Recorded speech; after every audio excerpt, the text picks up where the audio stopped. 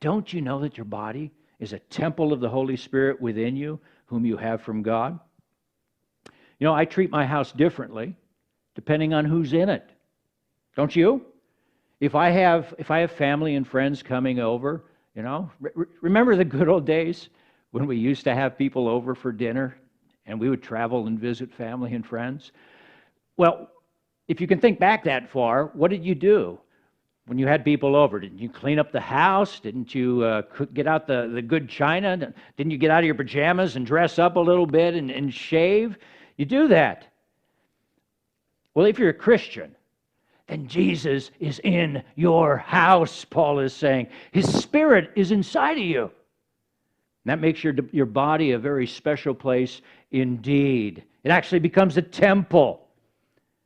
And once again, the logic for this only makes sense because of Easter. If the resurrection didn't happen, then the Holy Spirit's a myth. And the only thing inside of you is a body and a brain. There's nothing else. But if Christ is in me, bonded to me, spirit to spirit, well, then now I have the highest incentive to live a good life.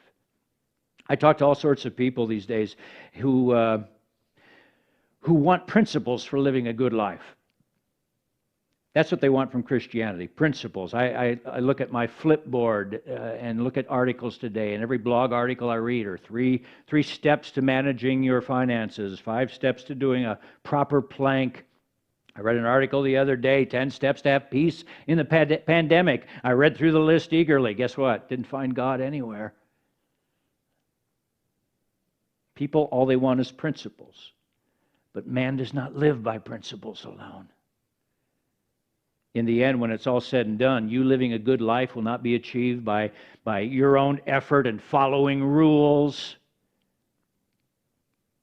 It'll be found by you following a person, a living person whose name is Jesus Christ, because we need His help. And as you spend time with this person, He'll give us principles to follow.